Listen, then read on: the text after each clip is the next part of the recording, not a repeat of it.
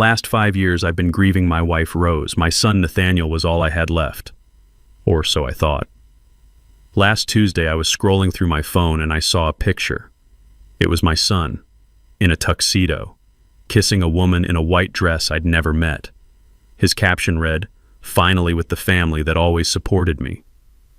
I didn't cry, I didn't yell, I just looked at the picture of my late wife on the wall, and I got angry. The next morning I called my lawyer and sold the $850,000 house he was living in. Before I continue this story, let me know what city you're watching from in the comments below. And please hit like and subscribe if you believe that respect for family is non-negotiable. My neighborhood is Crenshaw. It's loud, it's proud, and it's real. I've lived in Los Angeles for 45 years. I still go to the same coffee shop every morning, the one on the corner of my street that smells like burnt beans and sweet pastries. The owner, Marcus, he's a good kid. He nods at me when I walk in. "Morning, Zeke," I nod back. "Morning, son." They all call me Zeke. They see a 70-year-old man in a clean flannel shirt and worn work boots enjoying his retirement. They see me reading the paper or scrolling through pictures of community projects on my phone. They don't see the man who built a logistics empire from a single rusty van. They don't see the $15 million I hide behind this simple life. And that's exactly how I designed it. My wife, Rose, God rest her soul, she always said, "Wealth whispers Isaiah. It doesn't shout." I live by those words. I'm not some doddering old fool. I observe. I listen. And I was listening when my phone buzzed in my hand. It was just a notification. A friend of my son Nate had tagged him in a photo. I opened it. "Congrats, Nate and Brooke." My brow furrowed. Congrats on what Nate and I... We hadn't been close. Not really. Not since Rose died 5 years ago. He was busy. Always busy. He'd mentioned this girl, Brooke. "She's just a friend, Dad. It's getting serious." I hadn't even met her. I figured when the time was right, he'd bring her by the apartment for Sunday dinner, like we used to when Rose was alive. I tapped on Nate's profile, and my world stopped. The coffee in my hand went cold. It was a picture, a professional photograph. Nate was in a sharp black tuxedo.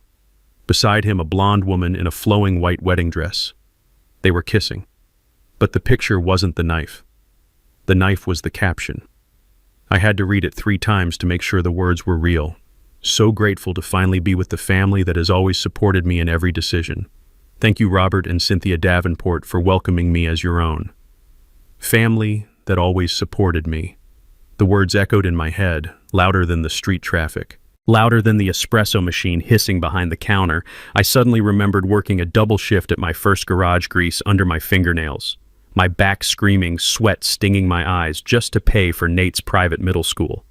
I remembered Rose, my beautiful Rose, poring over accounting books at our kitchen table at 2 in the morning, her eyes red with exhaustion, refusing to stop until Nate's tuition for USC was secure.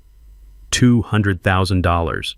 We didn't just give him that. We bled for it. We sacrificed vacations, new cars, and quiet nights for 30 years. And now he was standing with these strangers, Robert and Cynthia Davenport, white, wealthy, smiling like they owned him. And maybe they did. I wasn't invited, I wasn't told. His father was erased, replaced by a family he'd known for maybe a year. I didn't call Nate, I didn't text, I didn't smash my phone on the pavement, I just finished my coffee, paid my bill, left a $5 tip for Marcus like always. And I walked home. The silence in my apartment was deafening. This is the apartment Rose and I moved into in 1980. It's simple. 2 bedrooms. The furniture is old, but it's ours. It still smells a little like her lotion. Nate hated this place. "Dad, it's embarrassing," he'd said the last time he was here. "It's old. The neighborhood, it's not safe. Why don't you move? Get some sterile white-walled condo in Santa Monica near me." He didn't understand. He never understood. This apartment, this is my anchor. This is my promise to Rose. This is home. I sat in the armchair Rose loved, the one with the worn fabric on the arms. I looked at her picture on the mantel. She was smiling, her eyes bright. "He did it, Rose," I whispered to the empty room. "He threw us away." I picked up my phone again. I wasn't just grieving now. I was investigating. I scrolled through Brooke's profile. Public, of course. The engagement party 6 months ago. I wasn't invited. The bridal shower. Rose would have loved to be there. The weekend trip to Napa with the Davenports. I wasn't told. This wasn't a mistake. It wasn't an oversight. This was a deliberate, calculated campaign to erase me, to cut me out of his new, shiny white life. And then I remembered the last time I spoke to Nate, 2 weeks ago, the phone call that ended in him shouting, "Dad, I need $20,000. For what, son? It's an investment opportunity, a sure thing. Brooke's father is helping me." I'm 70 years old. I didn't build my wealth by believing in sure things. I told him no. I told him, "Nathaniel, you are 35 years old. You have a good job. It's time to stand on your own 2 feet. Your mother and I gave you the foundation. Now you build the house." He didn't just get upset. He got cold. His voice changed. "You just don't get it, Dad. You're too stuck in the past. You're too cheap. You never support my decisions." He hung up on me. I sat there in the dark, staring at my wife's picture. And I understood. That caption on Instagram, that wasn't a celebration. It was a transaction. He had found new sponsors. He had found a family that would give him $20,000, and in exchange, all he had to do was give them my son. I sat in that worn armchair all night. I didn't move. I just watched the streetlights outside my Crenshaw apartment change, watching the dark purple sky turn to a hazy gray dawn. The shock didn't go away. The hurt didn't fade. It just changed. It settled. It cooled down from a roaring fire into a solid cold block of ice in my chest. My son had made his choice. He was 35 years old and he had made his choice. He had drawn his line in the sand. He thought I was just Zeke, a simple old man in a 2-bedroom apartment living off a meager pension and memories. He forgot who I was. He forgot what his mother and I had built. He forgot who he was dealing with. By the time the first rays of sunlight hit the framed photo of Rose on my mantel, the sadness was gone. All that was left was a cold, hard, quiet resolve. It was time to remind him. I didn't call him. I didn't text him demanding an explanation. Yelling was weakness. Crying wouldn't honor my wife. Action. That's the only thing that matters. I walked over to my old wooden desk. I opened my laptop. It's an older model, a simple black square. Nate always laughed at it. "Dad, just let me buy you a new one." He never understood I don't need fancy things. I just need things that work. And this one worked just fine. My fingers didn't shake. I typed in the address. Los Angeles County Public Records Portal. The website is clunky slow. But I know it well. I've used it dozens of times over the decades for my investments. I went to the registry. I typed in his name, Nathaniel Johnson. I clicked search. And there it was, official. Filed 3 days ago, marriage certificate, Nathaniel Johnson, and Brooke Davenport. So it was real. It wasn't just some costume party. It wasn't a joke. He had legally officially bound himself to this new family. He had legally officially erased ours. I closed the window. My breath was steady. I opened the property assessor's database. I knew the address to the house Nate lived in. I knew it by heart. A beautiful 3-bedroom Spanish-style home in Ladera Heights, a quiet street, a nice yard with a lemon tree, valued, according to the last estimate, at $850,000. Nate had been living there for 5 years. Ever since Rose passed. He told his friends he bought it. I knew he did. I'd heard him on the phone. "Yeah, man, just closed on a place in Ladera, an investment." I let him have that lie. I thought it made him feel like a man. I typed in the address. The parcel number came up. I clicked on the property details. The screen loaded. Owner, the Johnson Family Trust. My son's name was not on that deed. My son's name was not on the title. My son did not own that house. He didn't co-own it. He didn't have a stake in it. He was a guest. I went into my secure digital vault. I opened the file. The Johnson Family Trust. Final. Executed. I read the words my lawyer Gideon had drafted. The words Rose and I had gone over again and again in that hospital room. "You see, my son Nate. He thinks I'm just Zeke, the old mechanic who ran a small garage. He never asked about the logistics consulting I did on the side. He never asked why his $200,000 tuition at USC was paid in full up front every semester. He never asked how his simple old dad living in this small apartment somehow bought him a brand new BMW as a graduation present. He never asked. Because he didn't really want to know. He just wanted the checks to clear. Rose and I, we weren't just mechanics. We started a small logistics firm out of that garage. We were the silent partners in two major freight forwarding operations out of the port of LA. We invested every single dime we made, quietly, smartly. Rose was the brain. She saw the numbers, she saw the future, and when she knew she was sick, when she knew she was leaving me, she made me promise. "Don't just give it to him, Isaiah," she whispered. Her hand was so frail in mine. "Don't let this money make him weak. Make him respect it. Make him respect us." So after she died, I created the Johnson Family Trust. I am the sole trustee, the administrator. Nate is the beneficiary. I bought that house in Ladera Heights with cash. I put it in the trust. I gave Nate the keys, and I told him one thing. I looked him right in his eyes. "This is your home, son. It's a gift. From me, and from your mother's legacy. You can live here rent-free for as long as you want, under one condition." He was so excited grabbing the keys, he barely listened. Yeah, anything, Dad. Thank you. You honor the family that gave this to you," I told him. "You respect the sacrifices your mother made. You respect our name." I looked back at the Instagram post on my phone, grateful for the family that always supported me. He hadn't just violated the condition. He had spit on it. He had spit on Rose's grave. I closed the laptop. The sun was up. It was 7 a.m. I picked up my phone. I didn't call Nate. I picked up my phone. The clock on the wall read 7 a.m. Exactly. My fingers were steady. I dialed the number from memory. It rang twice. A deep professional voice answered. "Powell. Gideon. It's Zeke." "Zeke, it's early for you. Everything all right?" "Gideon Powell has been my lawyer for 30 years. He's more than that. He's my confidant. He's the only man on earth who knows the difference between Zeke, the old man from Crenshaw, and Isaiah Johnson, the retired founder of Jay-Z Logistics. He's the only one who saw the statements. He knows about the 15 million. He knows about the offshore accounts. He was there when Rose was sick. He was the one who sat with me at my kitchen table, tears in his own eyes as we structured her will. He's the one who drafted the papers for the Johnson Family Trust. He knew the terms. He knew the clause. He knew the why behind it. He was the executor of Rose's promise. "I need you to do something for me, Gideon," I said. My voice was quiet. "Of course, Isaiah. What's going on?" "I want you to sell the house in Ladera Heights, the one Nathaniel is living in." There was a long pause on the other end of the line, so long I thought he might have hung up. "Zeke," he finally said. And his voice was no longer the voice of my lawyer. It was the voice of my friend. "What happened?" "You can't be serious. That's Nate's home. You gave him that home." "No," I corrected him.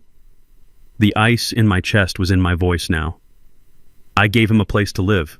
I gave him a privilege. He violated the terms of the trust." "Violated the terms? What terms?" "The respect clause, Isaiah. That's a moral clause. It's legally gray." "He got married, Gideon." He got married, Zeke. That's wonderful. Why didn't you say anything?" "Because he didn't tell me," I said. The line went silent again. He didn't tell me. He didn't invite me. I found out on Instagram. He was standing there with his new wife and her parents, rich white folks. He thanked them. I took a breath. He thanked them, Gideon. He wrote, "For the family that always supported me." He spit on his mother's grave, Gideon. He dishonored Rose. Gideon didn't need any more explanation. He knew what Rose meant to me. He knew what she had sacrificed. His voice became cold, professional, back to business. "The trust is clear," Gideon said.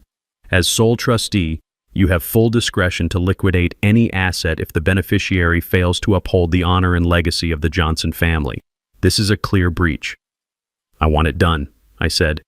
"Zeke, this is your son. Are you absolutely certain you want to pull this trigger? Once it's done, it's done." I looked at the picture of Rose on my mantle, her bright, beautiful smile. "Find me a cash buyer," I ordered. "A corporation, an investment firm, I don't care who. I don't want the highest price. I want the fastest close. I want it sold by tomorrow." "Tomorrow, Isaiah, that's impossible. We have to." "I want speed, Gideon, not price. I want a check in my hand and my son out of my house. Make it happen." I hung up the phone. I looked at Rose's picture. Okay, baby, I whispered. That's done. I didn't have to wait long.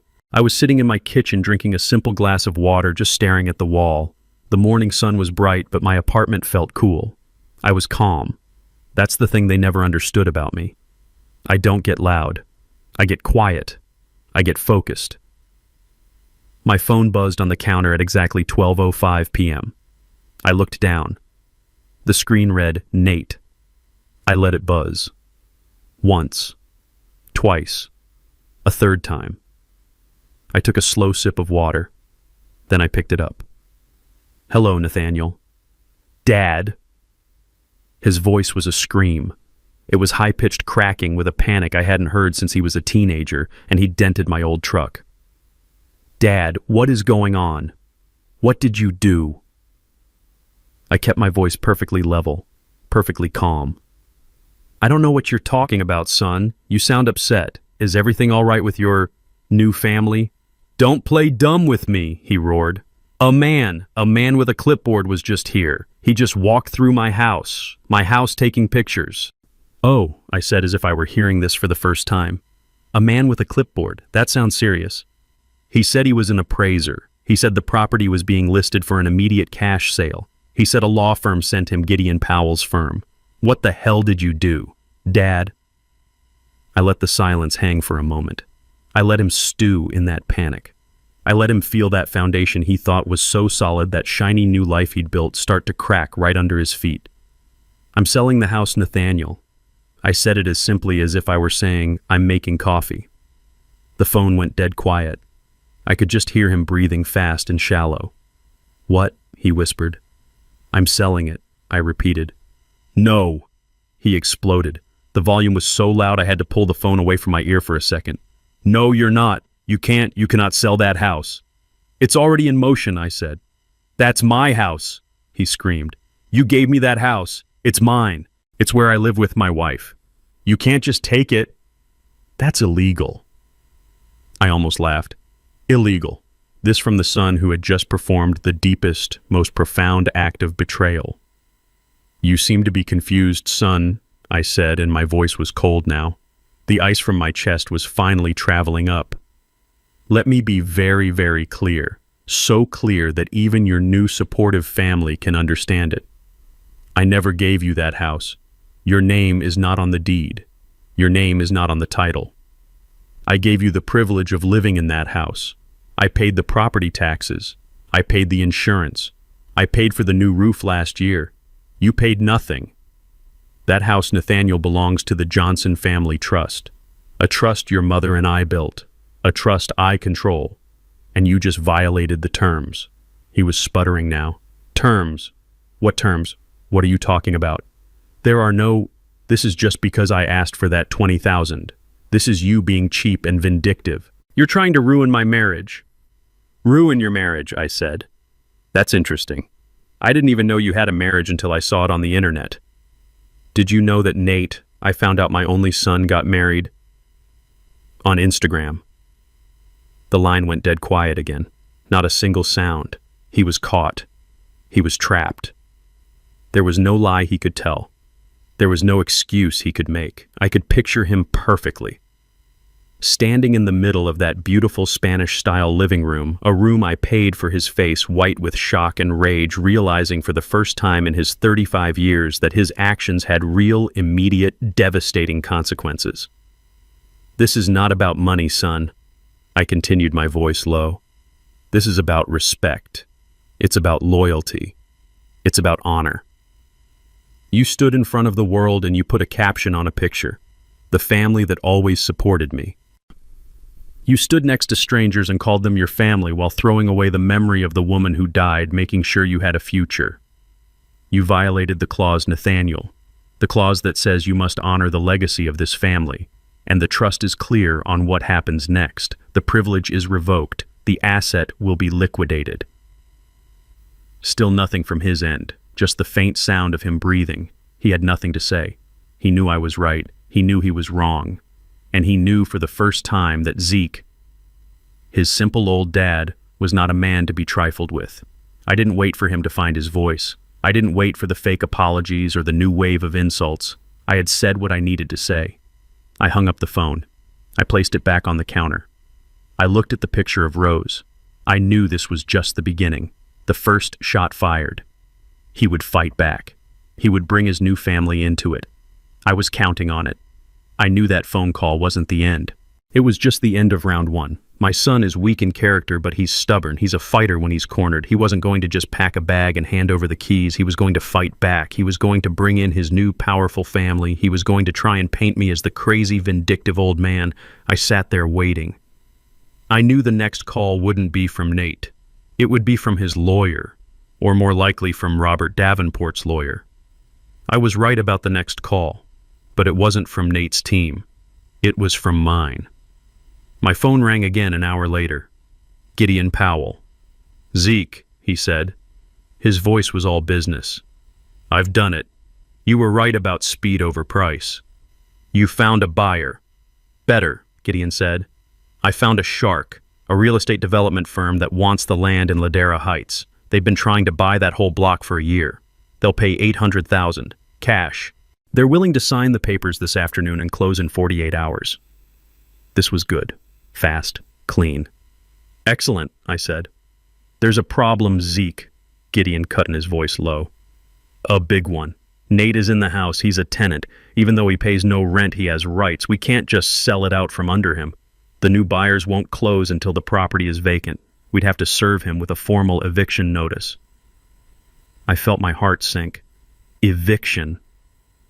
"How long does that take in L.A.?" I heard Gideon sigh.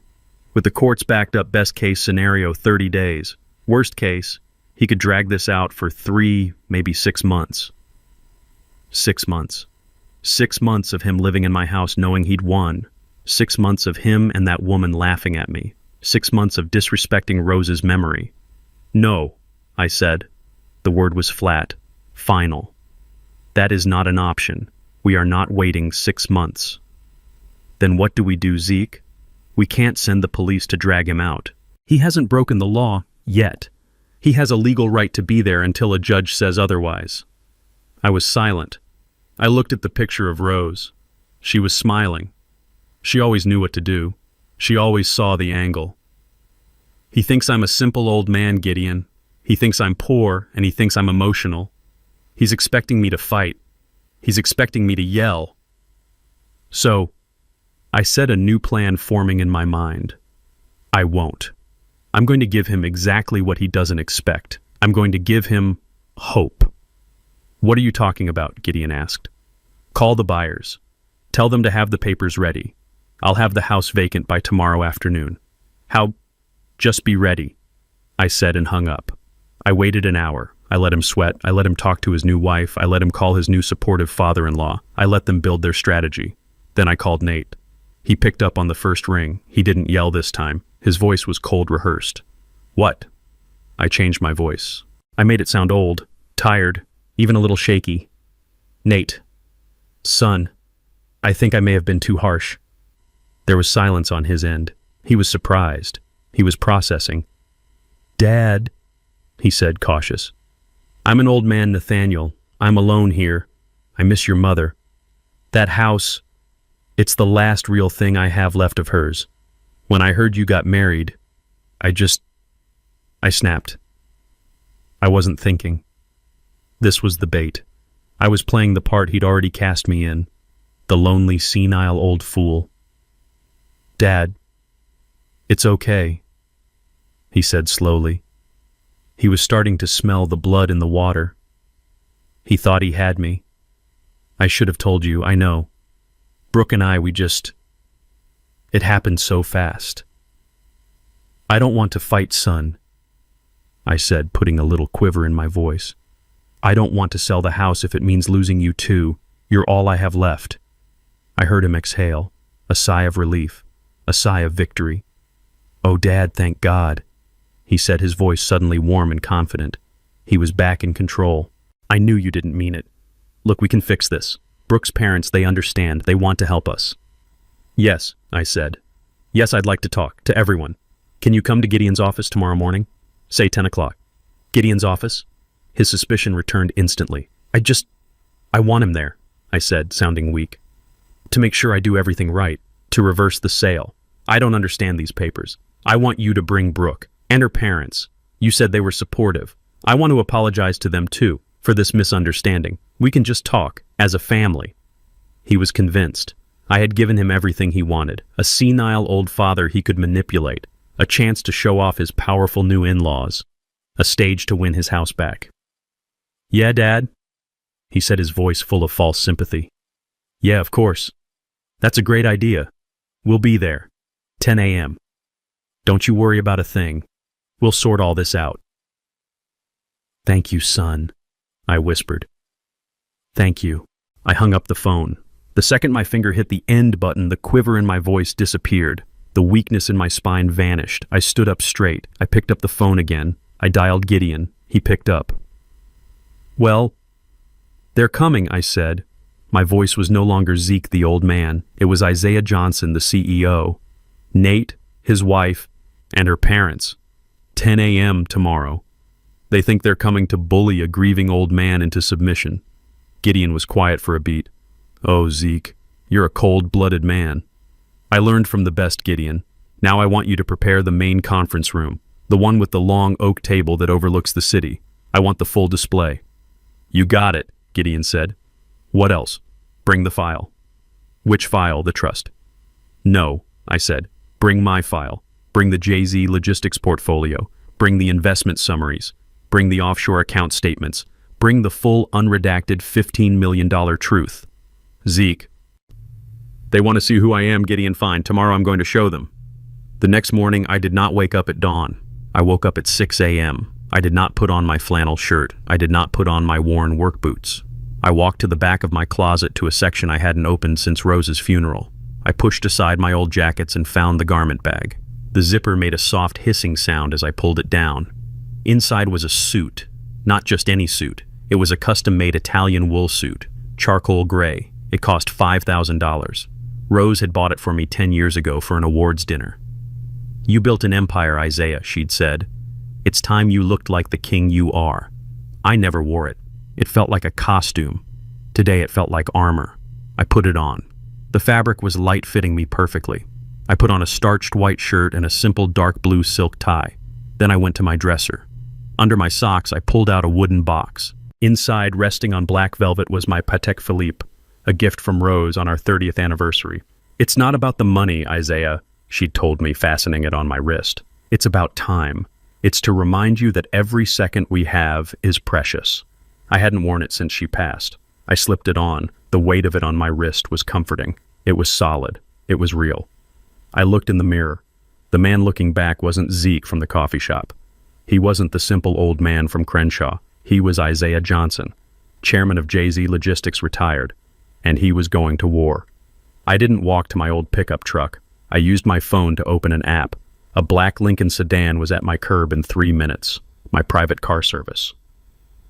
The driver got out and opened the door for me. Good morning, Mr. Johnson. Good morning, Charles. The drive from Crenshaw to Century City is only about 20 minutes, but it's a journey between two different worlds. We left the low-lying buildings, the vibrant murals, and the noise of my neighborhood. We merged onto the 10 freeway, and soon we were surrounded by glass and steel. We pulled up to a 40-story tower that reflected the blue morning sky. The driver opened my door. Will you need a return, sir? No, Charles, I said, adjusting my tie. I'll be taking my own son home today. I walked into the lobby, marble floors, a security desk where they already had my name. Mr. Johnson, 50th floor, sir, Mr. Powell's office. The elevator was silent fast. It opened onto a plush carpet, quiet as a tomb. The receptionist, a sharp young woman, looked up and her professional smile widened. Mr. Johnson, it's so good to see you. Mr. Powell is waiting for you in the main conference room. Thank you, Maria. I walked down the hall. I could hear them before I saw them. Faint, nervous, angry voices. Nate. A woman. A man. I pushed open the heavy oak doors, and everything stopped. They were already there. Nate. His new wife, Brooke. And the supportive family, Robert and Cynthia Davenport. They were standing in the middle of Gideon's main conference room, and they looked completely lost. The room was designed to intimidate. It was on the corner of the 50th floor, Two walls were pure glass looking down on all of Los Angeles. The table was a single massive piece of polished black oak that could seat 30 people. They had clearly been waiting for me, but they hadn't been waiting for me. Nate saw me first. His mouth literally fell open. He looked at my suit, then my watch, then my face, then back to the suit. His brain couldn't put the pieces together. Dad? Brooke, the new wife, just stared. Her eyes were wide. She was taking in the room, the view, the expensive art on the walls. I could see the tiny calculator in her head spinning, trying to figure out how this connected to the man she'd seen in the old apartment. But my focus was on Robert and Cynthia. They were different. Unlike Nate and Brooke, who were just confused, the Davenports looked uncomfortable. They knew what this room meant. They knew what my suit meant. This was their world. This was the language of money and power, and I was speaking it fluently. They had walked in expecting to meet a poor, simple old man from the hood, a problem to be managed. But they had walked into the lion's den, and they suddenly realized they weren't the lions. Robert Davenport, a man who was clearly used to being the most important person in any room, stiffened. He adjusted his own expensive, but not this expensive suit jacket. He had lost his advantage before I even said a word. Cynthia, his wife, gave me a tight, forced smile. The look of disdain she had been preparing for me was gone, replaced by a sudden, sharp, nervous curiosity. Nate finally found his voice. "Dad, what is this? Why are you dressed like that?" Before I could answer, Robert Davenport stepped forward. He put his hand out, trying to take control of the meeting. He was trying to reestablish the hierarchy he had in his head. "Zeke," he said. His voice was loud, a little too forceful. He was trying to put me back in my place. "I'm Robert Davenport. This is my wife, Cynthia. I'm glad we could finally meet, though the circumstances are unfortunate." I didn't take his hand. I just looked at him. He cleared his throat, pulling his hand back awkwardly. "Now look," he said. "I think there's been a major misunderstanding here. Nate and Brooke are newly married. They're just starting their lives. This business with the house, it's petty, Zeke. It's very, very petty." He gestured around the room as if to dismiss it.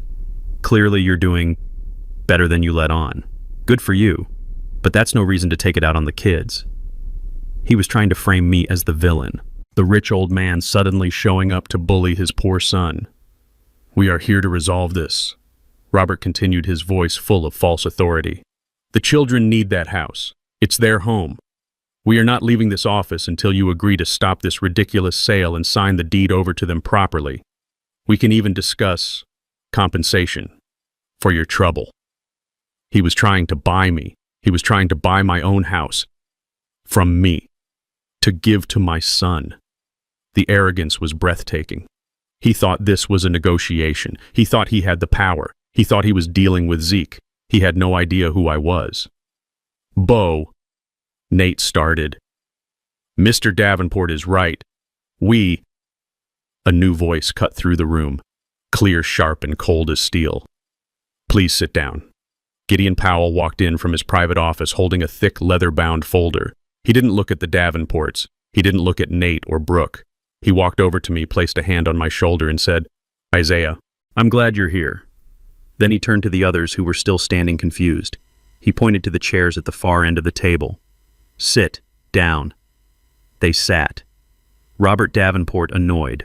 Cynthia, his wife, looking around the room as if trying to appraise the art on the walls. Nate and Brooke sat as far from me as possible, looking like children called to the principal's office. Robert put his hands on the table, a big, fleshy, confident gesture. "Look," he said, ignoring Gideon completely and speaking directly to me. "Zeke, I'm going to call you Zeke. I want to be plain. We're all busy people. I run a $50 million import business. I don't have time for theatrics." He waved his hand at Gideon as if shooing a fly. "I don't know who this associate of yours is, but this is a family matter, and it's simple. You gave your son a house, a gift. You were proud of him. We get it." He leaned forward, his voice dropping into a tone of false man-to-man conspiracy. "Now maybe you're feeling, I don't know, intimidated. You see him marrying into our family, you see the life he's going to have. Maybe you feel like you're losing him. And so you throw a tantrum. You threaten to take his home. It's petty, Zeke. It's a bad look." Nate shifted in his chair, looking at the table. "Dad, Mr. Davenport, Robert held up a hand, silencing my son. No, Nate. Let me handle this. Your father is emotional. It's understandable. He looked back at me. So here's what we're going to do. We're going to call off this ridiculous sale. You're going to sign the deed over to Nathaniel and Brooke as you should have in the first place. A proper wedding gift. We can even compensate you for your trouble. Make this all go away. Don't make this ugly. Don't make us get our lawyers involved. He sat back, crossing his arms. He had delivered his terms. He thought the meeting was over. He thought he had won. Gideon Powell let the silence stretch. He let Robert's arrogance hang in the air, suffocating the room. Then Gideon smiled. It was not a nice smile. It was the smile of a surgeon about to make the first precise cut. Mr. Davenport, Gideon said, his voice smooth and cold. Your grasp of California property law is simple. Gideon leaned forward and placed the thick, leather-bound binder on the table. The sound wasn't loud, but it was heavy. A thud that made everyone at the table flinch. This, Gideon said, tapping the cover with one finger, is the Johnson Family Trust. Executed 5 years ago following the passing of Mr. Johnson's beloved wife, Rose Johnson. He opened the binder. The pages were thick official. Let me be perfectly clear, he said, so that no one, especially not your lawyers, has any confusion.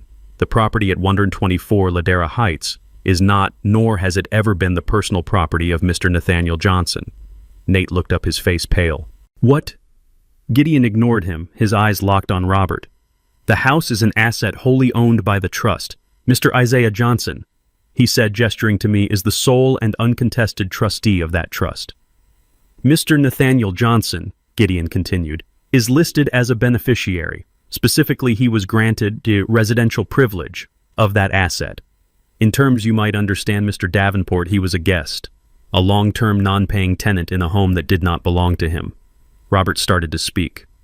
This is a technicality. It's semantics. A court will see. Gideon held up a single sharp finger. I am not finished. He turned a page. A yellow tab was clearly visible. This privilege, Mr. Davenport, was not unconditional. It was bound by specific covenants within the trust document. I believe you'll be interested in Article 4, Section B. Allow me to read it. Gideon's voice was clear, like a judge reading a verdict. The aforementioned residential privilege is entirely contingent upon the beneficiary, Nathaniel Johnson, actively upholding and demonstrating respect for the legacy, honor, and memory of the Johnson family, specifically the sacrifices of the settlers Isaiah Johnson and the late Rose Johnson. Gideon looked up from the page, his cold eyes scanning the four of them. A moral clause, as you called it, Mr. Davenport. A tantrum. In this document, it is a legally binding covenant, and as the sole trustee, Mr. Johnson has complete, total, and non-negotiable discretion to determine if and when that clause has been breached. Gideon reached into the folder and pulled out a single sheet of paper. He slid it down the long black table. It stopped directly in front of Robert. It was a high-quality color printout of Nate's Instagram post. A public declaration, Gideon said, his voice dropping to a near whisper, thanking his new family as the only one that has ever supported him. All while living rent-free in an $850,000 home paid for in cash by the very family he is publicly insulting. Gideon leaned back in his chair. I believe that constitutes a breach, Mr. Davenport. Don't you? Robert Davenport stared at the printed-out Instagram post as if it were a foreign language he couldn't comprehend. His arrogant, dismissive expression had vanished. He was a businessman, and he had just been presented with a contract he didn't read and a breach he couldn't deny. Cynthia, his wife, was pale. Brooke, my new daughter-in-law, looked like she was going to be sick. But it was Nate who finally broke the silence. He let out a shaky, desperate laugh. A respect clause. Are you kidding me? That's not a real thing. That's ridiculous. You can't just kick me out of my home because of a caption. He was looking at Gideon, pleading. He was still trying to find a loophole. I had been silent the entire time. I let my lawyer handle the law. Now it was my turn to handle the family. Slowly, I reached into the pocket of my $5,000 suit. I pulled out my phone. It wasn't the old flip phone I sometimes used back in Crenshaw. It was a new, sleek, top-of-the-line smartphone. I tapped the screen once, unlocking it. The bright light of the display illuminated my face. I placed the phone flat on the polished black table. With one finger I slid it. It glided across the smooth wood silent until it stopped directly in front of Nathaniel. On the screen was his Instagram post. The photo of him, his new wife, and his new supportive family. And right below it the caption. Every word clear as day. My voice was low, quiet, but it filled that entire 50-story conference room. Read it, Nathaniel. He stared at the screen. He wouldn't look at me. Dad. Read it, I commanded. My voice didn't rise. It didn't have to. I want to hear the words you wrote. Read them out loud for your new family to hear. His face was slick with sweat. His hands were trembling. He looked at Robert. He looked at Brooke. They offered him nothing. He looked back at the phone. He whispered, "Grateful. To finally be with the family that always supported me." "I didn't hear you," I said, leaning forward. Louder. "Grateful to finally be with the family that always supported me." He snapped, his voice cracking with a mix of shame and anger. I leaned back. There it is. I looked at my son, my only son. Is that respect, Nathaniel? Is that honor? Tell me what that is. It's just Instagram, Dad, he pleaded, his voice getting high. It's just words. It doesn't mean anything. I was just trying to be nice to Brooke's parents. So you were lying, I said. Which is it, son? Are you a liar to them, or are you a liar to me? Because you can't be both. You thought I wouldn't see it. I continued, my voice cold. You thought your simple old dad from Crenshaw wouldn't know what Instagram was. You thought you could have it all. You thought you could live in my house. A house your mother's memory paid for. And at the same time, publicly in front of God and everyone, erase her. Erase me. I turned my gaze to Robert Davenport. He flinched. You're a businessman, Robert. You understand terms. You understand contracts. You heard him. He wrote it. He admits he wrote it. The covenant has been breached. The privilege is revoked. Nate stood up so fast his chair almost fell over. You're doing this. You're doing all this performance. Just because I asked you for $20,000, you're a spiteful, cheap old man. He had said it. The last-ditch effort of a child who'd been caught. The insult. So that's what this is about, I said, nodding slowly. The $20,000, the money I wouldn't give you. Yes, he shouted, emboldened. You sit here in this fancy office in that stupid suit, pretending, and you couldn't even help your own son. He pointed at the Davenports. They supported me. They believe in my ideas. Did they? I said. It wasn't a question. I looked at him, my son, the boy I had taught to ride a bike, the man who was now a stranger.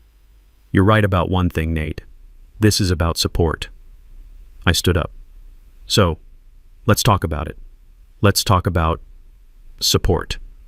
Robert was speechless. His entire strategy, built on bluster and intimidation, had crumbled against a single piece of paper. He just stared at the Instagram post. Nate was a ghost white and trembling. It was Cynthia, the mother-in-law, who finally moved. She had been silent, observing me, calculating. Now she decided to intervene. She saw her husband had failed, so she would take over. She let out a sigh, a high theatrical sound of exasperation, as if she were a queen dealing with a difficult peasant. All right, she said, her voice dripping with fake syrupy patience. That's quite enough. We've all seen the performance. She reached into her expensive leather handbag and pulled out a slim gold-plated checkbook. She placed it on the black oak table. The small click of the pen was the only sound in the room. Clearly, she said, this isn't about family, it's about money. You're upset. You feel you're owed something. We understand. These things happen. She was talking to me like I was a child, like I was a waiter she was about to tip for good service. So let's just cut through all this emotional nonsense, shall we? She looked at me, her eyes cold and transactional. How much do you want? For the house? For your hurt feelings? What's the number that makes this all go away? I just stared at her. I said nothing. She took my silence as a negotiating tactic. Let's be reasonable, she continued, her voice patronizing. The house is in a decent area, but it's old. It needs work. My husband, we are prepared to offer you a very generous price. Just to settle this. For the children. She clicked her pen open. $700,000. We can have our bank wire it to you this afternoon. She paused, looking at me, expecting me to gasp to jump at the offer. No. She raised a perfectly sculpted eyebrow. Fine. She tapped her pen. 750. That's my final offer. That is more than fair, and frankly, it's more than you'll get on the open market. We write the check, you sign the house over to Nate and Brooke, and this entire embarrassing episode is over. We can all go back to being a family. She smiled a tight, victorious little smile. She had just laid her king on the table. She thought she had just bought me my house and my silence. She truly believed that the most powerful thing in that room was her checkbook. I looked at her. I looked at the gold pin. I looked at her husband, Robert, who was nodding as if this was his generous idea. I looked at Nate, who was actually looking hopeful, thinking, yes, please, take the money. Dad, just make this stop. And then I started to laugh. It wasn't a chuckle. It wasn't a small, polite sound. It started deep in my chest. A low, rumbling sound that I hadn't let out in years. It grew louder. It was a full, rich, deep-throated laugh. It wasn't a happy laugh. It was the laugh of a man who has just heard the most absurd, most ridiculous, most profoundly stupid thing in his entire 70 years of life. I laughed. I laughed at their arrogance. I laughed at their ignorance. I laughed at the sheer, stunning blindness of their wealth. My laugh echoed off the glass walls 50 stories above the city. It filled the entire conference room. Gideon Powell. My lawyer smiled. Not a big smile. Just a small, sharp twitch at the corner of his mouth. He knew what was coming next. Cynthia's perfect poised smile dissolved. Her face went from confident to confused to angry. What is so funny? I'm trying to be reasonable. Nate looked terrified. Dad, stop. Stop laughing, please. Robert frowned. I don't see what's amusing, Zeke. We made you a serious offer. I finally wiped a tear from the corner of my eye. I took a deep breath, my laughter fading into a cold, sharp smile. A serious offer, I repeated, my voice shaking with amusement. $750,000. I shook my head, still smiling. Madam, I said, looking right into Cynthia's confused, angry eyes. You don't have enough money in that checkbook to buy my lunch. Cynthia's face turned an ugly shade of red. How dare you? We are trying to help you. We are trying to be civil, and you sit there and insult us. Insult you? I asked. Madam, I haven't even begun. Gideon, I said, turning to my lawyer. Gideon nodded. He knew his cue. Mr. Davenport, Mrs. Davenport.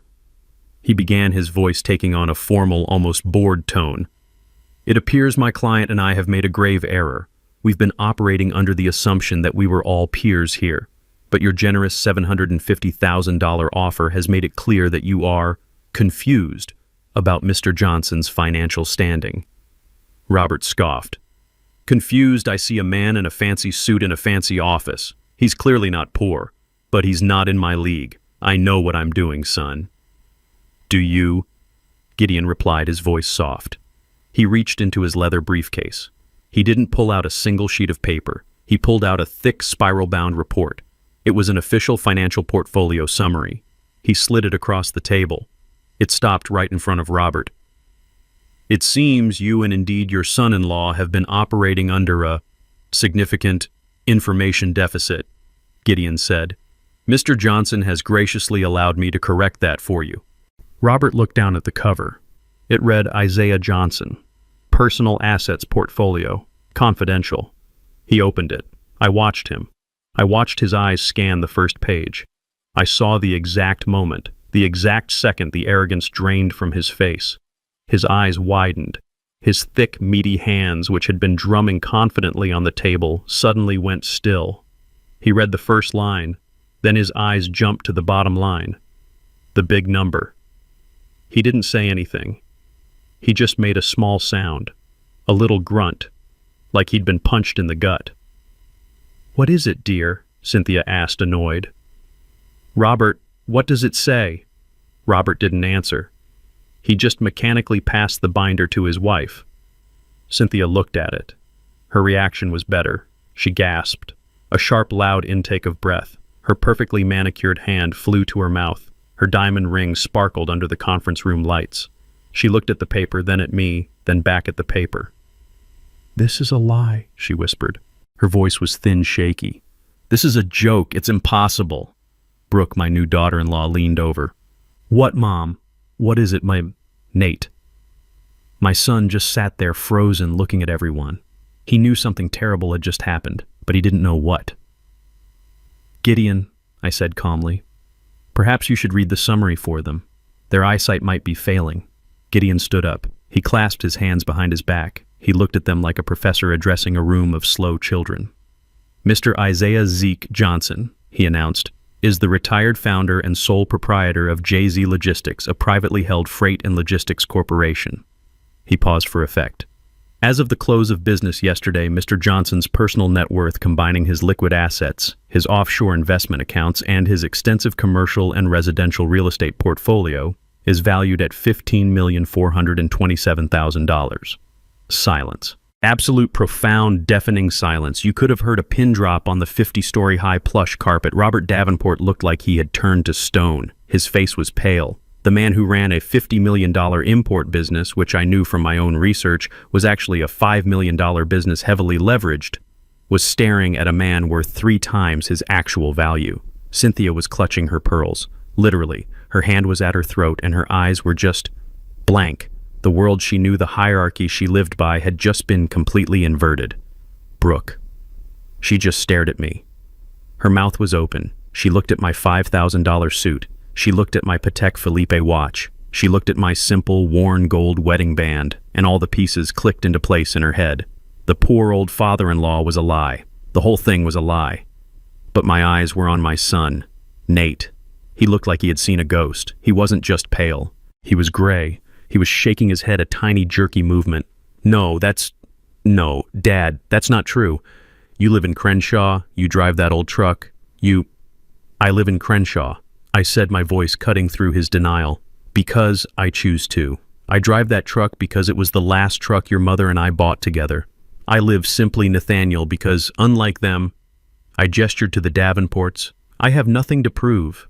My value isn't in what I wear or what I drive or the house I live in. My value is in what I built. I stood up. I walked slowly to the glass wall, looking down at the city. My city. You said they supported you. I said my back to them. I turned around, and I looked right at Nate. You have no idea what support is. I turned away from the window, away from the view of the city I had helped build, and I looked at them. 4 people, trapped. Not by the locked doors, but by the truth that was finally filling the room. You, I said, my voice quiet, landing on Cynthia Davenport. You are the family that always supported him. I let the words hang in the air. Robert and Cynthia shifted uncomfortable. They knew they were in a trap, but they didn't know the size of it. You think support is writing a check for a house you thought I couldn't afford? I asked. You think support is a caption on an Instagram post?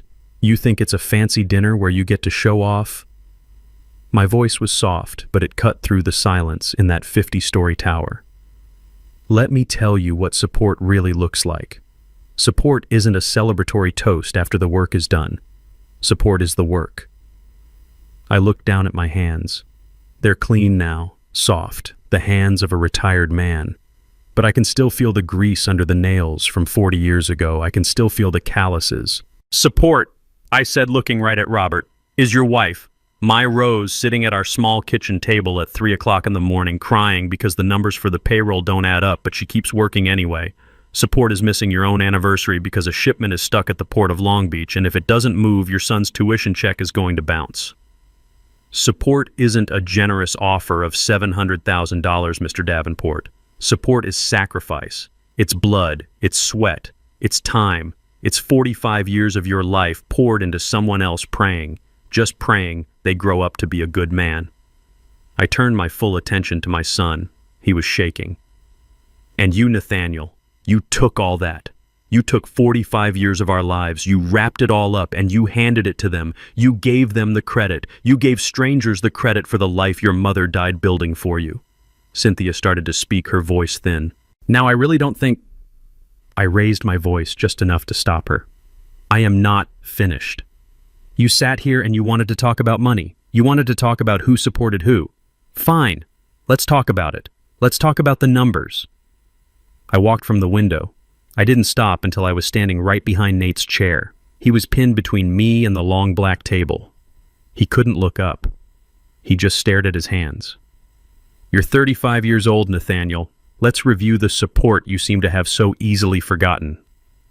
Gideon, my lawyer, knew what I was doing. He slid a single sheet of paper from the portfolio. It was a summary. I didn't even need to look at it. I knew the numbers by heart. They were burned into my memory. Let's start with your education. The University of Southern California. A very fine school, very expensive. I looked at Robert and Cynthia. Their faces were blank expectant. Did he tell you he got a scholarship? Did he tell you he worked his way through waiting tables? I looked back down at the top of Nate's head. Tell them, son. Tell them how you paid for that 4-year degree. Nate sank lower in his chair. His face was pale. You paid, Dad. I paid. I repeated, my voice like a hammer. Your mother and I. $212,000. In cash. So you could graduate without a single penny of debt. That was support. I didn't stop. I wasn't going to let him breathe. What about 3 years ago? You remember 3 years ago, Nate, when you called me at midnight, you maxed out a few credit cards, you were in a jam. Do you remember the amount? He just shook his head, looking at the table. I remember, I said. $32,640. You were drowning in debt you'd built up trying to impress people. You called me crying. You swore you had learned your lesson.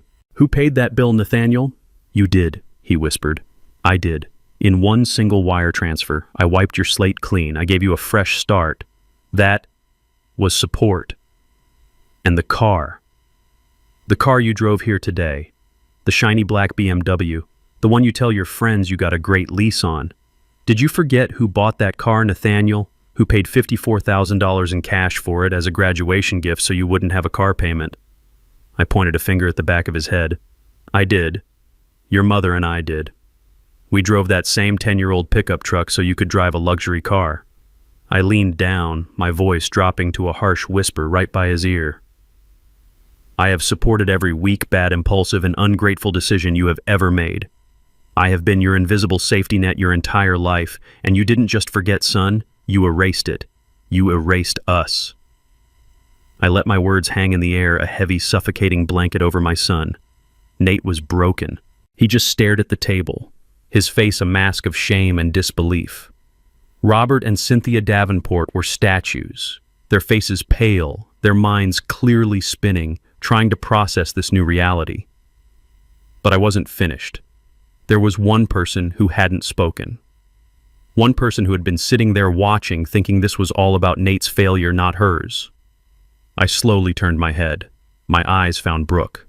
She was sitting there stiff, her hands clutching her designer purse in her lap. She was watching me with a look of pure, unadulterated fear. She was smart enough to know that a man like me doesn't stop halfway. And you, Brooke, I said. My voice was soft again. She flinched as if I had shouted. Me? I don't know what you're talking about. I barely know you. Oh, I think you do, I said. You know you sat there all morning so quiet, letting your parents and your new husband fight this battle. You thought you were safe. You thought you were the prize. But let's talk about your support system, shall we?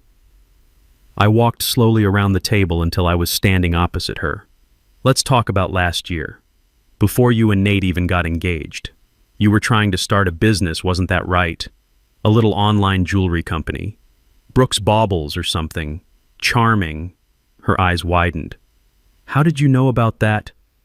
How did I know? I smiled.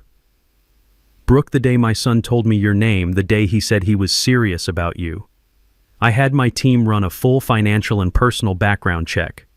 It's called due diligence. I didn't build a $15 million company by being simple. I saw Nate look up, his face a new shade of pale. You investigated her. Of course I did, I said, not taking my eyes off Brooke. I investigate everyone who comes near my family. And what I found, it was very, very interesting. You weren't an entrepreneur, Brooke. You were a disaster. You had $24,800 in high-interest credit card debt across 6 different cards. You had 2 maxed-out store cards. You were 2 months behind on your car payment. You were, to put it plainly, drowning. Cynthia and Robert Davenport looked at their daughter in horror. "Brooke, is this true?" Robert stammered. Brooke was shaking her head. "No, he's lying." "Am I?" I said. Gideon, without even looking up from his notepad, said, "Chase Sapphire balance 6,200. Amex Gold balance 9,100. Capital One balance 4,000. "Stop!" Brooke shrieked. "Stop it." "Yes," I said. "Let's stop. Because then a miracle happened, didn't it, Brooke? Just when you were about to default, just when your little house of cards was about to collapse, money appeared." I leaned closer. $25,000. It just showed up in your checking account. "Do you remember?" She was completely white. "You told Nate it was a startup grant for young female entrepreneurs. You told your parents it was a performance bonus from a job you didn't have. You lied to everyone." I looked at her. "You ever wonder where that money really came from?" She just stared her mouth open. "It came from me," I said. The room exploded. Nate stood up. "Dad, what?" Robert just said, "My God." "I sent it," I said, my voice cold and clear. "Through a third-party legal fund Gideon set up. An anonymous grant. I wanted to see what you would do, Brooke. I was testing you." "You tested me?" she whispered. "Yes. I hoped you were a good person. I hoped you were just someone who'd had bad luck. I hoped you would take that $25,000, a gift a second chance, and pay off your debts. I hoped you would be honest with my son. I hoped you would come to him and say, 'Nate, someone just saved me. Let's build a life honestly.'" I shook my head. "But you didn't do that, did you? You paid the minimum balance on your cards, just enough to stop the calls, and you spent the rest. You spent $5,000 on a new website that never launched. You spent $10,000 on a business trip to Cabo. And the rest you spent on new clothes and fancy dinners to continue the lie, to make my son think you were, what? His equal. You weren't his equal. You were a parasite, and I had just paid your entry fee. You didn't see it as a second chance," I said, my voice dropping. "You saw it as a down payment. You saw my son, his good nature, his trust, which I now see as just weakness, as your way out. You saw me as a simple old man to be managed, a problem to be handled, a house to be taken." I let that sink in. The full devastating truth.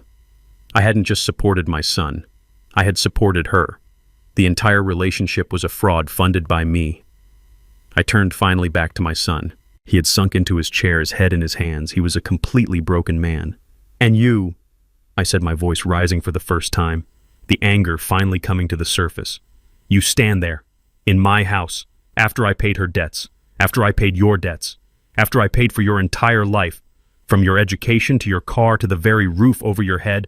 You have the audacity," I was so angry I had to pause, "you have the audacity to stand in front of the world and post on the internet that they," I jabbed a finger at the stunned Davenports, "these people who you just met, these people who just watched you humiliate your father, they are the only family that ever supported you." I let the question echo off the glass walls. "All of it, Nate. All our history. Your mother's entire life's work. You threw it in her face. You threw it in my face. Why?" I leaned down close to him. "Because I finally said no. Because I wouldn't give you another $20,000 to set on fire." My words hit him, harder than a slap. All the fight, all the arrogance, all the false confidence just evaporated. My son, my 35-year-old son, just crumpled. He didn't just look down. He put his head in his hands. His shoulders started to shake. I heard him make a sound, a choked, gasping sob. "Dad," he whispered. It was the voice he used when he was 10 years old and had broken my favorite tool, scared, small. "Dad, I'm sorry. He looked up and his face was a mess of tears and snot. I'm so sorry. I didn't know. I didn't know about any of it. The money, her debts, any of it. Brooke tried to grab his arm. Nate, stop. Don't beg him. He shook her off. I didn't know, he shouted at me. I just wanted to impress them. Can't you see that? He pointed at the Davenports, who were watching him with cold reptilian eyes. I just wanted them to respect me. The way they respect you. They have everything, Dad. And I have nothing. I'm just your son, living in your house. I just wanted something for myself, he cried. When you said no to the 20,000, it felt like you were saying no to me, like you didn't believe in me. And they said yes. They said I was smart. They said I had potential. I watched him cry. I felt nothing. Just an empty, cold space where my fatherly pity should have been. The well was dry. Impress them, I repeated. My voice was flat. So you did know. You knew that caption was a lie. You knew it was a betrayal. You knew it would hurt me. No, I mean, I don't know what I meant. I was just happy. You were trading, I said, my voice cutting through his sobs. Stop lying to yourself, Nathaniel. You were trading up. You saw their shiny life and you decided you wanted it. And the price for entry was me. The price was your mother's memory. I leaned down close to his tear-stained face. Don't you dare tell me you wanted to impress them. You didn't want their respect. You wanted their money, just like you've always wanted mine. You just found someone you thought was an easier mark. You didn't prove you were smart, son. You didn't prove you had potential. I looked at him, my heart hard as granite. You just proved that your loyalty, love, your entire family history can be bought, and the price is apparently $20,000. I turned away from my son. I was done talking to him. I looked at Gideon. He nodded. Robert Davenport, seeing the absolute destruction of my son, saw an opening. He tried to take back control. He stood up, adjusting his suit jacket. All right, he said, his voice shaky but trying to sound firm. This has been a deeply regrettable family airing of laundry. Clearly there are issues here. Clearly. But, he said, trying to force a smile, it changes nothing. The fact remains. Isaiah, Zeke, you're rich. We get it. Congratulations. But you can't evict your own son. A judge will laugh you out of court. This breach of trust nonsense won't hold. It's an emotional argument, not a legal one. So let's all calm down. Let's be adults. He was trying to call my bluff. He thought I hadn't actually done anything yet. He thought I was just threatening to sell the house. I just looked at Gideon. I gave him a small, simple nod. It was his turn. Gideon smiled that cold, surgical smile again. An emotional argument, Gideon repeated as if tasting the words. You think after 30 years of representing Mr. Johnson, I would bring him into a 50-story high-rise for an emotional argument? Mr. Davenport, you seem to believe this is a negotiation. You seem to think you've been invited here to discuss terms. Gideon reached into his briefcase. He pulled out a new folder, a different one, thin, blue. This was never a discussion, Gideon said. This was a notification. He slid the folder across the table. It stopped in front of Nate. What is this? Nate whispered, his hands shaking as he reached for it. That, Gideon said, is a copy of the finalized, executed, and filed sales agreement for the property at 124 Ladera Heights. Nate just stared at it. Cynthia leaned in. What does it say? It says sold, Nate murmured in total shock. Sold for $800,000. To be precise, Gideon interjected, sold this morning at 8:15 a.m. to the Ladera Real Estate Development Group, a cash purchase. The funds are already in escrow. The title has been transferred. It was Brooke who understood first. It was Brooke who screamed. It was a raw, ugly sound. Sold. What do you mean sold? You can't. We live there, our stuff is there, our wedding gifts. I would suggest you start packing, Gideon replied, checking his watch. The new owners are eager to take possession. Robert Davenport slammed his fist on the table. You're bluffing. You can't close a sale that fast, not in California. It takes 30 days. This is a scare tactic. It's not, Gideon said, when the property is owned by a trust, is unencumbered by debt, and is sold to a pre-vetted corporate cash buyer who has already done their due diligence. It takes about, 90 minutes, which is exactly how long it took me this morning. The room fell apart. 48 hours. Brooke was hyperventilating now, the mask of the sophisticated wife completely gone. You're kicking us out. In 48 hours. Where are we supposed to go? She turned on Nate, her face twisted. This is your fault. You said he was a simple old man. You said he was nothing. I didn't know, Nate cried out. Where are we going to live? She shrieked, grabbing the front of his shirt. Robert and Cynthia were just staring, stunned, defeated. They had come here to absorb my son into their family, and now he was homeless. He was a liability. He was worth nothing to them. I stood up. I buttoned the jacket of my $5,000 suit. I adjusted the Patek Philippe on my wrist, the gift from Rose. Brooke was still screaming at Nate. We have nowhere to go. We have no money. Your father is a monster. I walked slowly, deliberately toward the door. Zeke, Robert Davenport called out. His voice was no longer arrogant. It was desperate. Isaiah, wait. We can fix this. Don't be this way. I paused at the door. I looked back at the four of them, a perfect picture of chaos. Brooke was sobbing. Nate was paralyzed. Cynthia was trying to comfort her daughter, looking at me with pure hatred. And Robert just looked like a man who had lost. Where are we supposed to go? Brooke cried out at me again, her voice a desperate plea. I looked at her. I don't know, I said, my voice calm and clear. But I'm sure the family that always supported you will have a spare room. I turned around. I opened the heavy oak door. And I walked out, leaving them behind in the ruins of the life they thought they had stolen. Nate was still in his chair, paralyzed, just staring at the blue folder. Robert and Cynthia were on their feet, their faces a mask of disbelief and fury. But it was Brooke who found her voice, and it was a sound I will never forget. It wasn't a question, it was a shriek, a raw, high-pitched animal sound of pure, unfiltered panic. Where are we supposed to go? Her perfectly styled hair was coming loose as she shook her head. Her expensive makeup was starting to streak as tears of rage, not sadness, welled in her eyes. In 48 hours, where do we go? What do we do? She wasn't looking at me. She wasn't looking at her parents. She was looking at Nate. Her eyes were wide, filled with a hatred so pure it was almost beautiful. You! She screamed, pointing a trembling finger at my son. This is your fault you did this. Nate looked up, his face ashen, confused.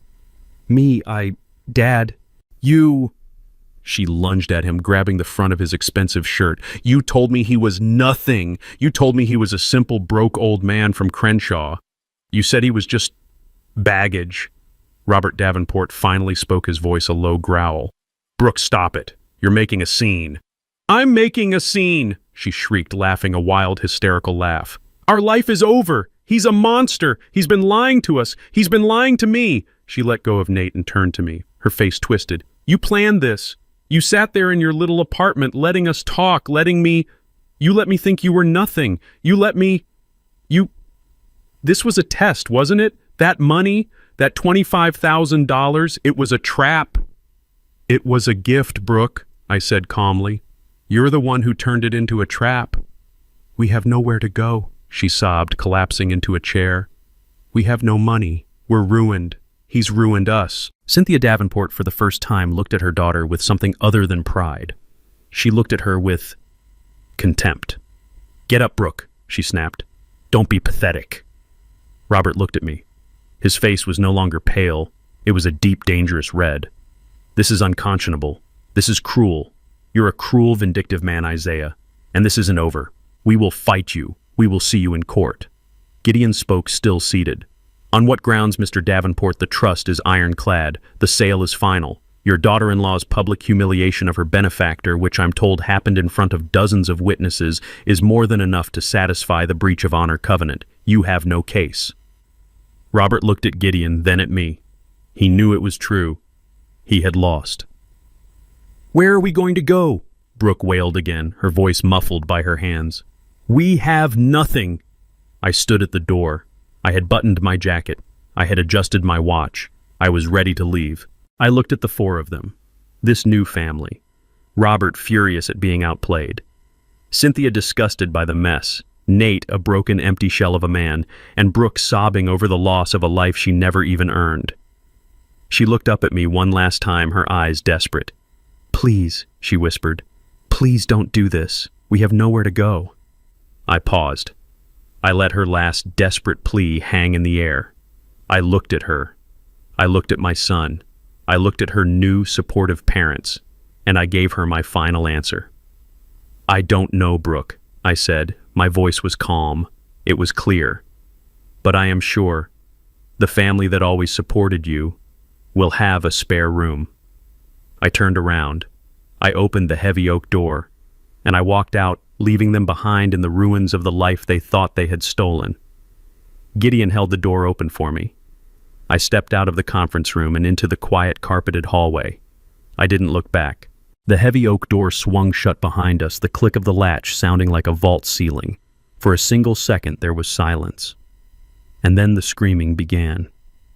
It wasn't just yelling, it was a raw, primal explosion of rage and panic. Even through the thick, soundproofed wood, I could hear her. "Brooke." "You..." Her voice was a shriek, high and thin. "You told me he was nothing. You told me he was a poor old man. You did this to me. You ruined my life." I heard Nate's voice, broken, pleading. "I didn't know. How could I know?" Then Robert Davenport's voice, a deep, furious roar. "Be quiet, both of you. You've made us look like fools. You brought this disaster to our family." There was a crash, something heavy hitting a wall, probably a chair. Gideon and I walked calmly toward the elevator. We didn't run. We didn't look hurried. "Well," Gideon said, pressing the down button, "that went precisely as expected." "Yes," I said. "It did." The elevator doors opened. We stepped inside the quiet, wood-paneled car. As the doors slid shut, the last sound I heard was Cynthia Davenport's voice, colder than all the others, cutting through her daughter's sobs. "Robert, call our lawyer, now, and get her out of my sight. I can't even look at her." The doors closed, and I was surrounded by silence. I didn't hear from Nate for 3 weeks. I didn't expect to. What could he say? I went back to my life. I went to the coffee shop. I watered the plants Rose and I had planted on the balcony. I read my books. I handled my business from my old laptop. The sale of the house in Ladera Heights closed in 48 hours, just as Gideon had promised. The $800,000 was wired into the trust's account. It was a clean, simple transaction. I heard whispers, of course. My network is quiet, but it's deep. I heard from a real estate contact that Robert Davenport had put a deposit on a small one-bedroom apartment in Palms. Not for him, of course. For Nate and Brooke. A far cry from Ladera Heights. I heard the lease was only for 6 months. A clear message that their support had an expiration date. Then I heard from an old colleague at a shipping firm. "Isaiah," he said over the phone, "you won't believe this. Your son Nate, he was let go from his position at Sterling Imports." "Oh," I said, feigning surprise. "That's a shame. He loved that job. He was good at it." "That's the strange part," my colleague said. "He wasn't good at it. Not really. He was lazy. He missed quotas. But his boss, a guy named Frank Davison, always protected him, kept him on. Frank always said Nate had good people behind him." I knew Frank. I'd known him for 30 years. I'd been the one to call him 5 years ago. "Frank," I'd said, "my son Nate is looking for a sales job. He needs to find his own way, but maybe you could keep an eye on him, make sure he lands on his feet." I had been his invisible support all along. "So what happened?" I asked my colleague, already knowing the answer. "Frank retired 2 weeks ago," he said. "The new VP looked at Nate's numbers, saw he wasn't pulling his weight, and cut him loose. Just like that. The kid's good people must have forgotten about him." I hung up the phone. I looked at the picture of Rose. No, I thought. His good people hadn't forgotten. They had just finally let go. He was on his own now. No house, no trust fund, no job, no invisible safety net. He was 35 years old. And for the first time in his entire life, Nathaniel Johnson was finally truly standing on his own 2 feet. I wondered how long it would take before he fell. It was 3 months later. The heat of summer had settled over Los Angeles. I was back in my chair at the coffee shop on Crenshaw. My chair, the one by the window. The world was just as it had been. Marcus, the owner, was wiping down the counter. The espresso machine was hissing. The old men in the corner were arguing about basketball. Everything was the same. I was the same. I was sipping my black coffee, reading the business section when the bell over the door chimed. I didn't look up. Not until a shadow fell over my table. I lowered my newspaper. It was Nathaniel. I hadn't seen him since that day in Gideon's office. I hadn't spoken to him. I had heard the whispers. I knew he'd lost the job. I knew he and Brooke were living in that small apartment, and that the Davenports were treating them like hired help. I knew they were struggling. He looked terrible. He was thin. The expensive, arrogant flesh had melted off him. He wasn't wearing a slick suit. He was wearing a simple blue button-down shirt wrinkled and a pair of cheap slacks. He had dark circles under his eyes. He looked tired. He looked 40. But his eyes were different. The arrogance was gone. The anger was gone. All I saw was a deep, hollow exhaustion.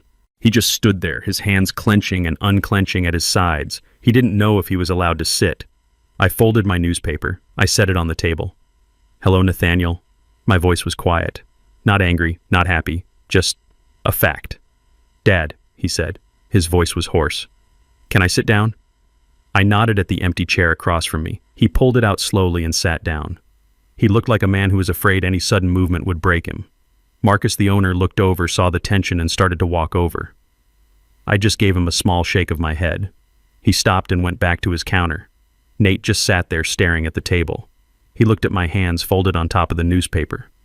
"I went to the house," he said, his voice barely a whisper. "It's not my house, son. It's owned by a corporation now." "I know," he said quickly. "I know. I went by. To look at it. There's a big fence around it. They're tearing it down. To build one of those big, ugly box mansions." I didn't say anything. That was the price of a cash sale to a developer. "I stood there," he continued, his voice cracking, "and I watched the bulldozer knock down the lemon tree, the one Mom planted." He finally looked up at me. His eyes were red. I remembered her teaching me how to make lemonade from it. I must have been 6, 7. She always let me put in the sugar. She always told me it was my secret recipe. He took a shaky breath. "I haven't thought about that in 20 years, Dad." I just nodded. "It was a good tree. I'm sorry," he whispered. I waited. I knew what was coming. The apology for the money, the apology for the house, the plea. But that's not what he said. "I went to Gideon's office," he said. "Last week, I asked him to see the trust." My heart, that cold, hard rock in my chest, gave a single painful thump. "He said he couldn't," Nate said. "He said you had dissolved it, that all the assets were being moved to a new foundation, a foundation in Mom's name, the Rose Johnson Foundation." "That's right," I said, "to help young black entrepreneurs in South LA, something your mother and I always planned to do." Nate's face crumpled. He wasn't just crying now. He was weeping. He put his head in his hands, his shoulders shaking. He let me read one thing, though. He sobbed into his hands. The letter Mom wrote, the one attached to the trust. My breath caught. I had forgotten about that letter. Rose had written it in the hospital. A single page in her beautiful flowing handwriting to be given to Nate when I was gone. "I read it, Dad," he said, looking up, his face destroyed. "She said the money wasn't the gift. She said I was the gift. She said, 'Nathaniel, your father and I, we built this for you. Not so you could be rich, but so you could be free. Free to be a good man, free to be a good husband, free to be a good father. Don't waste it. Just make us proud.'" He broke down completely. "I'm so sorry, Dad." He wasn't apologizing for the house. He wasn't apologizing for the money. He was apologizing for her, for Rose, for the legacy. He finally understood. I let him cry for a long time. I just watched him, the man who was my son. Finally, his sobs quieted. He wiped his face with a cheap paper napkin. He looked at me. "I lost everything. Brooke, she left me. She went back to her parents. They blame me for all of it. The job, the house, everything. I'm living in a studio apartment in Palms, the same one I had before. Before I gave you the house," I finished for him. "Yes," he whispered. "I'm working a sales job. It's just a job. I'm starting over. From nothing." He looked at me with those old, familiar, pleading eyes, the eyes that had gotten him everything he ever wanted. Can I ever come back, Dad?" I looked at my son, the stranger who sat across from me. I thought about Rose. I thought about her sacrifice. I thought about her hope. I picked up my newspaper. I folded it neat and precise. I placed it back on the table. I took a final sip of my coffee. It was cold. I stood up. Nate looked up at me, his face full of a desperate childish hope. I looked down at him, not with anger, not with love, just with clarity. "An apology is a start, Nathaniel," I said. My voice was firm but not cruel. "But respect is something you have to earn, all over again, from the beginning." I put a few dollars on the table for my coffee. I looked at him one last time. "You know where to find me." I turned, I put on my hat, and I walked out of the coffee shop, leaving him there, alone, at the table. The sun was bright outside. It was a new day. And for the first time in 35 years, my son was finally on his own. This story teaches us a powerful lesson. True wealth is not measured in dollars, but in dignity, loyalty, and the respect we show for the sacrifices made by those who came before us. Greed, and the arrogant belief that kindness is weakness, is a debt that always gets collected. When we dishonor our family's legacy, we don't just lose an inheritance. We lose our foundation, our history, and ultimately ourselves. In the end, what we earn with integrity is the only thing we truly get to keep. What would you have done if you were in Isaiah's place? Let me know your thoughts in the comments below, and don't forget to like and subscribe for more stories like this.